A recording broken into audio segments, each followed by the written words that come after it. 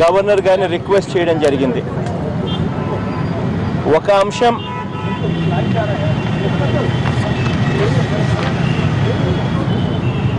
Tribal advisory committee, tribes advisory committee అన్నది గిరిజన ప్రాంతంలో ఏ అభివృద్ధి కార్యక్రమాలు జరగాలన్నా కూడా కాన్స్టిట్యూషన్ ప్రకారం గిరిజనులకు ఒక హక్కుగా కాన్స్టిట్యూషన్ చట్టంలోని షెడ్యూల్ 5 గిరిజనులకు హక్కుగా ట్రైబ్స్ అడ్వైజరీ కమిటీని ఖచ్చితంగా వేయాలి అని గిరిజనులకు హక్కుగా కాన్స్టిట్యూషన్ ఇచ్చింది. అటువంటి కాన్స్టిట్యూషన్లోని షెడ్యూల్ 5 ప్రకారం మ్యాండేటరీగా ఖచ్చితంగా ట్రైబ్స్ అడ్వైజరీ కమిటీ వేయాల్సి ఉంటే చంద్రబాబు నాయుడు గారు బాక్సైట్లో తాను అన్యాయంగా గిరిజనులకు వ్యతిరేకంగా తాను తీసుకునే నిర్ణయాలకు అనుకూలించాలన్న ఉద్దేశంతో ట్రైబ్స్ అడ్వైజరీ కమిటీని వేయడం లేదు. ట్రైబ్స్ అడ్వైజరీ కమిటీలో 3 భాగాలు గిరిజన ఎమ్మెల్యేలను సభ్యులుగా ఉండాలి.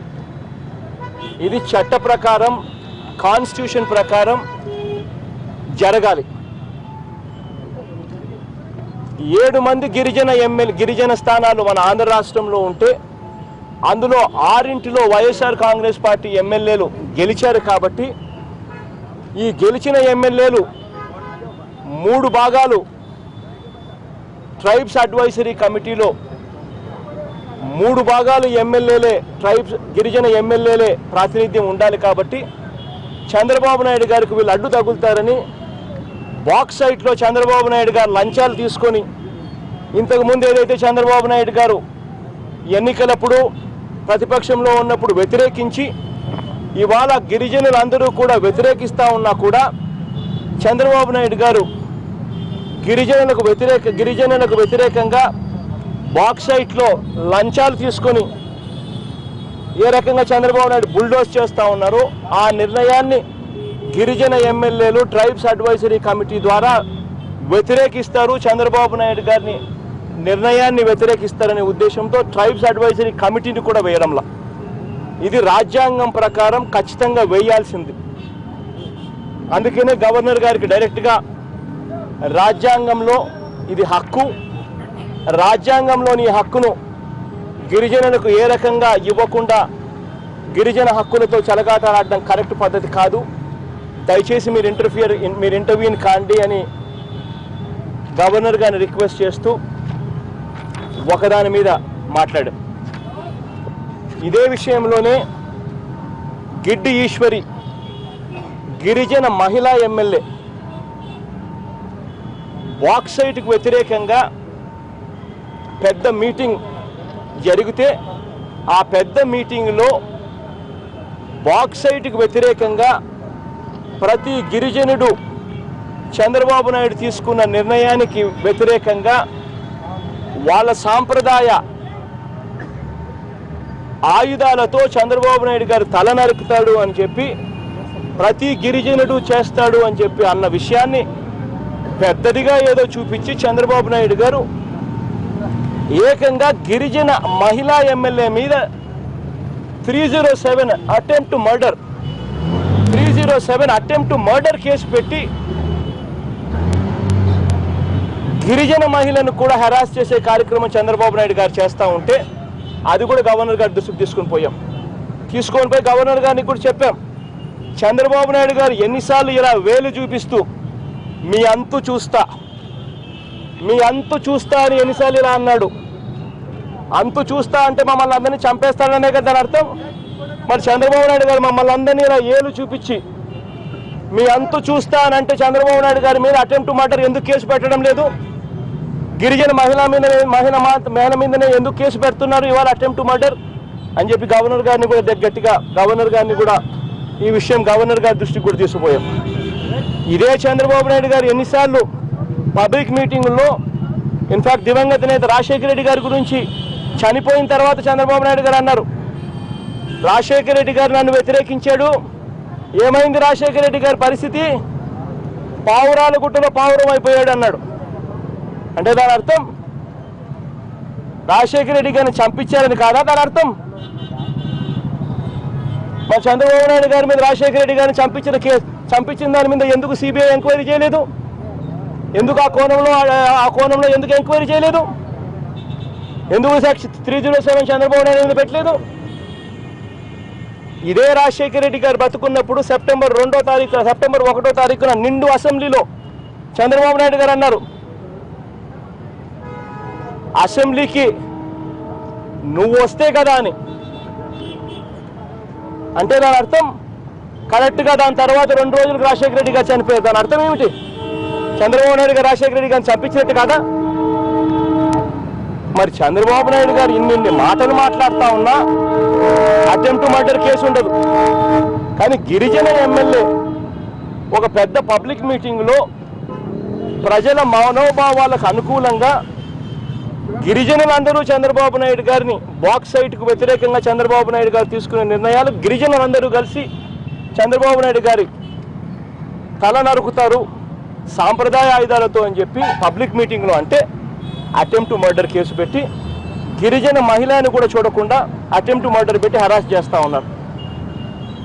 ఇంతకన్నా దౌర్భాగ్యమైన పరిస్థితి బహుశా దేశంలో ఏది ఉండదు. దొంగ కేసులు, హెరాస్మెంటు, తనకు వ్యతిరేకంగా ఎవరైనా మాట్లాడితే వారిని అణిచివేయడానికి అన్ని రకాలుగా కార్యక్రమాలు చేయడం. మొన్న ఎయిర్పోర్ట్లో ఒక ఎంపీ ఒక ఎమ్మెల్యే మీద కేసులు. ఎయిర్పోర్ట్స్ అథారిటీ మేనేజరు అర్ధగంట ముందు కౌంటర్ మూసేస్తే 19 మంది ప్రయాణికులు కంప్లైంట్ ఫైల్ చేశారు. 19 మంది ప్రయాణికులు కంప్లైంట్ ఫైల్ చేస్తే ఆ 19 మంది ప్రయాణికులకు తోడుగా నిలబడుతూ ఎమ్మెల్యే ఎంపీ ఎయిర్పోర్ట్స్ మేనేజర్ను నిలదీస్తే తప్పు. ఆ తర్వాత ఎయిర్పోర్ట్స్ మేనేజర్ అదే 19 మంది ప్రయాణికుల ముందరనే అదే ఎంపీకి తను క్షమాపణ చెప్పి 19 మందిని లోపలికి పంపించాడు. అది చెప్పరు. అప్పటితో కేసు అయిపోయిందని అనుకుంటే విషయం అయిపోయిందంటే చంద్రబాబు నాయుడు గారు తిరుపతికి సాయంత్రం దిగుతాడు. సాయంత్రం దిగిన తర్వాత రాత్రి ఆ ఎయిర్పోర్ట్స్ మేనేజర్తో దొంగ కేసు పెట్టిస్తాడు కొట్టినట్టు. నిజంగా ఎయిర్పోర్ట్లో ఒక ఎంపీ నిజంగానే ఒక ఎయిర్పోర్ట్లో ఒక ఎంపీ ఎయిర్పోర్ట్స్ మేనేజర్ను కొట్టుంటే సీసీ కెమెరాలో రికార్డింగ్ జరగదా? ఆ సీసీ కెమెరా వీడియో రికార్డింగ్ ఎందుకు చూపించడం లేదు? ఆ సీసీ కెమెరా వీడియో రికార్డింగ్ ఎందుకు ప్రొడ్యూస్ చేయడం లేదు? దాని అర్థం కొట్టలేదనే కదా, దొంగ కేసు అనే కదా. మరి 19 మంది ప్రయాణికులు తన మీద కేసు పెట్టారు. 19 మంది ప్రయాణికులు ఎయిర్పోర్ట్స్ మేనేజర్ మీద కంప్లైంట్ చేశారన్నది ఎందుకు బయటికి రాలేదు? దాని అర్థం దొంగ కేసు అనే కదా. ఇలా ప్రతి విషయంలోనూ దొంగ కేసులు పెట్టడం, వ్యతిరేకంగా మాట్లాడితే హెరాస్ చేయడం. విజయవాడ అన్న నగరాన్ని 2వ ఇష్యూ మీద కలిసాం గవర్నర్ గారు. విజయవాడ గుంటూరు నగరాన్ని మాఫియాల నగరాలుగా మార్చేశారు. శాండ్ మాఫియా అక్కడే, లిక్కర్ మాఫియా అక్కడే, ల్యాండ్ మాఫియా అక్కడే, చివరికి call money sex racket mafia కూడా అక్కడే. అన్ని చంద్రబాబు నాయుడు గారు ముఖ్యమంత్రిగా ఉండి ప్రోత్సహించి మాఫియాలు నడిపిస్తూ ఉన్నాడు. ఇదే చింతమనేని ప్రభాకర్ సిఆర్డిఏ గ్రేటర్ పర్వ్యూలోకి వస్తాడు. శాండ్ మాఫియా చేస్తూ ఎంఆర్ఓని జుట్టు పట్టుకొని లాగుతాడు. సాక్షాత్తు మీడియా మొత్తం దానికి సాక్షి. ఒక కేసు ఉండదు. చివరికి ఎంఆర్ఓనే చంద్రబాబు నాయుడు గారు తిడతారు, కేసు ఉండదు. ఇదే చింతమనేని ప్రభాకర్ అదే గ్రేటర్ పర్వ్యూలోకి వస్తుంది, సిఆర్డిఏ గ్రేటర్ పర్వ్యూలోకి. కొల్లూరులోకి అడ్డుగోలుగా రోడ్డు వేపిస్తాడు ఫారెస్ట్ అధికారులను తిట్టి, అడ్డొచ్చిన ఫారెస్ట్ అధికారులను పక్కకు నెట్టేసి. సాక్షాత్తు మీడియా మొత్తం ప్రజలందరూ సాక్ష్యం, కేసులు ఉండవు. ఇదే చింతమనేని ప్రభాకర్ గ్రేటర్ పర్వ్యూలోకి వస్తారు, గ్రేటర్ సిఆర్డీఏ పర్వ్యూలోకి. ఇదే చింతమనేని ప్రభాకర్ అంగన్వాడీలను నోటుకొచ్చినట్టు తిడతాడు. మామూలు తిట్లు కాదు, ఒక ఆడవాళ్ళను ఏ మనిషి తిట్టని తిట్లు. అటువంటి తిట్లు తిడితే అంగన్వాడీలు చంద్రబాబు నాయుడు గారికి వ్యతిరేకంగా, ఈ చింతమనేని ప్రభాకర్కు వ్యతిరేకంగా ధర్నాలు చేస్తే కనీసం ఎమ్మెల్యేని పిలిచి తిట్టే కనీసం బుద్ధున్నా ఆడవాళ్ళని అట్లా తిట్టేదానికి అని చెప్పి కనీసం తిట్టే కార్యక్రమం కూడా చేయరు. కేసులు ఉండవు.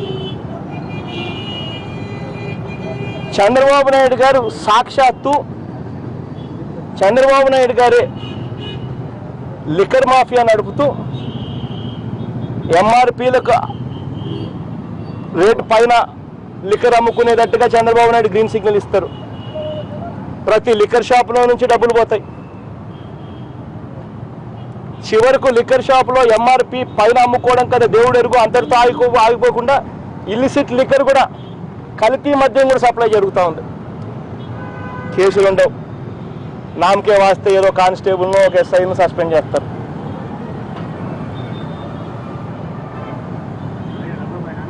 కాల్మని చివరకు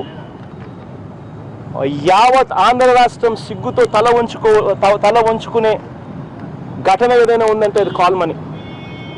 కాల్మని పేరుతో అధిక వడ్డీకి చంద్రబాబు నాయుడు గారి డబ్బు కూడా దాంట్లో ఉంది. చంద్రబాబు నాయుడు గారి ఎమ్మెల్యేల డబ్బు ఉంది, చంద్రబాబు నాయుడు గారి మంత్రుల డబ్బు ఉంది, చంద్రబాబు నాయుడు గారి ఎమ్మెల్సీల డబ్బు ఉంది. అధిక వడ్డీకి ఇవ్వమని చెప్పి ప్రోత్సహిస్తారు. ఆ అధిక వడ్డీ కట్టలేని పరిస్థితిలో ఉన్న మహిళలు కట్టలేకపోతే చివరికి వాళ్ళ మాన ప్రాణాలతో కూడా సిగ్గు లేకుండా ఆడుకున్నారు. పోలీసులు రేడ్ చేస్తే ప్రెమిసెస్లో 200 వీడియో టేపులు దొరికాయి. ఆడవాళ్ళను అసభ్యంగా ఉన్న టేపులు 200 టేపులు పైగా. అంటే వాళ్ళను అదే వృత్తిలోనే నెట్టి బలవంతంగా వాళ్ళతో కొనసాగించాలి, వాళ్ళ అప్పులు తీసుకున్న పరిస్థితిని ఎక్స్‌ప్లాయిట్ చేయాలి అని చెప్పి దుర్మార్గమైన ఆలోచన. అయినా ఆ ఎమ్మెల్యే షికారులు చేస్తాడు. ఈ కాల్మని నడిపిస్తా ఉన్న వాళ్ళతో ఫోటోలు వస్తాయి మీడియాలో, కేసులు ఉండవు. ఎమ్మెల్సీ దొరుకుతాడు, ఎమ్మెల్సీ ఏమో కేసులు ఉండవు. నా తమ్ముడు ఎమ్మెల్సీ సొంత తమ్ముడు, సొంత అన్న, కేసులు ఉండవు. కలిసే ఉంటారు వాళ్ళ ఇంట్లో, ఒకే ఇంట్లో, అయినా కేసులు ఉండవు. ఎక్కడికి పోతా ఉన్నాం? ప్రతి విషయంలోనూ ఇదే ప్రస్తావిస్తూ గవర్నర్ గారికి చెప్పారు. చివరికి ఎంత సిగ్గుమాలిన ప్రభుత్వం అంటే ఇది. ఈరోజు కొన్ని పేపర్లలో ప్రభుత్వం చేసిన సర్వే అని చెప్పి ఒక సర్వే రిలీజ్ చేసింది. ఆ సర్వే చూసినప్పుడు నేనే ఆశ్చర్యపోయా. ఆ సర్వే ఈరోజే వచ్చింది అనుకుంటా. ఆ సర్వేలో క్వశ్చన్, డ్వాక్రా రుణమాఫీ బాగుంది అన్న వాళ్ళు 35% అంట. డ్వాక్రా రుణమాఫీ జరగనే లేదు, అయినా బాగుంది అని 35% చెప్పారట. ఆహా, ఒక అబద్ధాన్ని ఎంత చక్కగా రాస్తారబ్బా. పోలీసుల పనితీరు ఇంకొక క్వశ్చన్, బాగుంది అని 75% చెప్పారు. ఆహా, రోజుకొక స్కాము, రోజు మాఫియా, దొంగ కేసులు, హెరాస్మెంటు, ఇసుక అయితే సామాన్యుడు ఇల్లు కట్టలేని పరిస్థితి. మద్యం 6 నుంచి పొద్దున 6 నుంచి తెల్లవారుజాము 3 దాకా దొరుకుతుంది. ఆడవాళ్ళు తిరగలేని పరిస్థితి. ఇల్లిసిట్ లిక్కర్, కల్తీ మద్యం కూడా అదే షాపుల్లో సరఫరా. అయినా పోలీసులు పనితీరు బ్రహ్మాండం. ఆహా, ఇంత దారుణమైన అబద్ధాలతో మోసాలతో జరుగుతూ ఉన్న ఈ పరిపాలనకు ప్రజలు దేవుడు, వీళ్ళ సర్వేలు, వీళ్ళు వేపించుకున్న సర్వేలు ఏం చెప్పినా ప్రజలు దేవుడు ఎప్పుడు ఎన్నికలు వచ్చినా మొటిక్కాయలు వేసి ఖచ్చితంగా బుద్ధి చెప్తారు. మీకు కూడా కాపీ, గవర్నర్ గారికి ఇచ్చిన 2 కాపీలు కూడా ఈ ట్రైబ్స్ అడ్వైజరీ కమిటీకి సంబంధించి అండ్ కాల్ మనీ దాని మీద ఖచ్చితంగా 2 విషయాల మీద ఖచ్చితంగా అసెంబ్లీలో కూడా టేకప్ చేస్తాం. రాబోయే రోజుల్లో ఖచ్చితంగా చేస్తాం. పేపర్లు అందరికీ తీసుకొని వచ్చి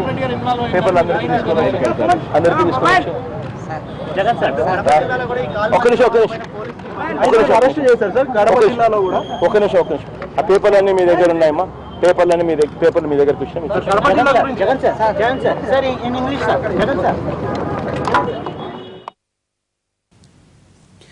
వైసీపీ ఎమ్మెల్యేలతో పాటు జగన్ గవర్నర్ను కలిశారు.